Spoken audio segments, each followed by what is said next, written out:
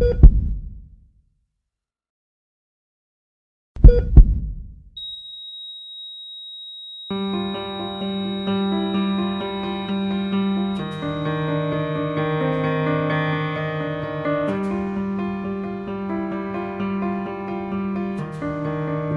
is an organ that beats 90,000 times a day. That's about 3 million times a year, or put it another way, 2 billion times in a lifetime. I was amazed at a small organ like this, how much work it can do. The fascinating thing about the heart is that somehow with exercise it has to enlarge. There is no way that an individual can go from pumping 5 litres of blood around the body to 25 litres of blood around the body for up to 2 or 3 hours at a time. The only way that can happen is the heart enlarges. Now, in the vast majority of athletes, that enlargement isn't gross. It's usually within the normal limits for the general population, but a small number of individuals, the heart can become very big, so big that it overlaps with diseases such as hypertrophic cardiomyopathy and dilated cardiomyopathy, which are pathological heart muscle disorders that can cause death. I was very keen to be able to be relatively certain whether we'd made a correct diagnosis in an athlete. You can imagine that if an athlete comes to us with a large heart and we erroneously give him a diagnosis of a cardiomyopathy, we have cost that individual his livelihood, we've affected him psychologically and potentially financially.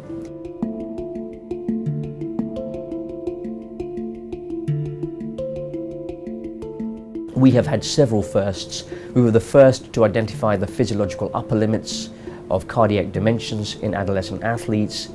We were the first to identify ECG anomalies in adolescent athletes and how they changed over time. We were the first to really comprehensively describe the impact of exercise in black athletes. We've also been the first to describe the prevalence of hypertrophic cardiomyopathy and ion channel diseases in athletes.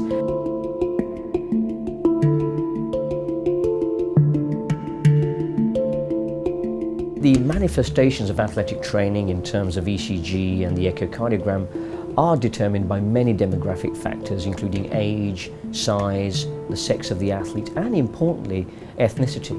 Now, in the United Kingdom, 3% of our population is black, but if you look around the Premier League or on the athletics track, 20% of our athletes are black, and 20% of the Olympic team for 2012 will be African or Afro-Caribbean in origin.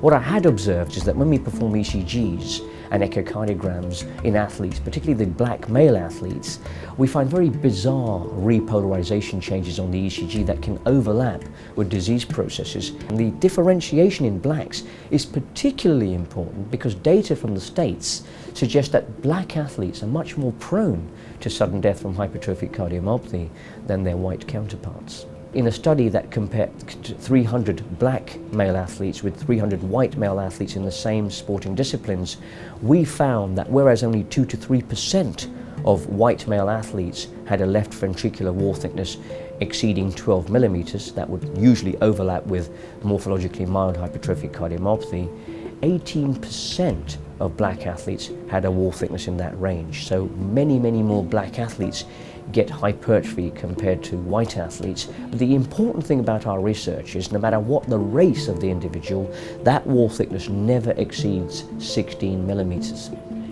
The important thing about black athletes is that when we did investigate them in more detail, we found that none of our black athletes with left ventricular hypertrophy had a small left ventricular cavity or abnormally impaired myocardial relaxation, scar tissue on the MRI, arrhythmias on the 24-hour tape or during an exercise stress test, suggesting that these changes are almost certainly physiological. We were fortunate enough to detrain some of these athletes and identified regression of the hypertrophic process in our black athletes. What did strike us though about black athletes is their marked repolarization changes. And we followed these people up for 6 years, and we found that black athletes with T-wave inversions in leads V1 to V4 seemed to run a very benign course. But we did pick up 2 individuals who survived an aborted sudden cardiac death during that follow-up period.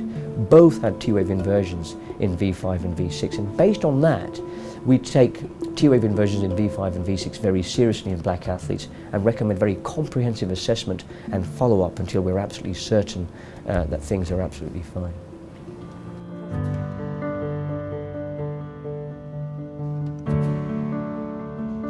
Now, the data that was generated from that research has gone into the development of guidelines by the European Society of Cardiology in the interpretation of ECGs in young athletes. A lot of our work has been cited when it comes to adolescent athletes and when it comes to black athletes. In fact, this guideline about the fact that T-wave inversion in V1 to V4 in black athletes is probably a normal variant has really come from our group. So not only do we form guidelines, but a lot of information relating to subsequent investigation of athletes has been derived from our research.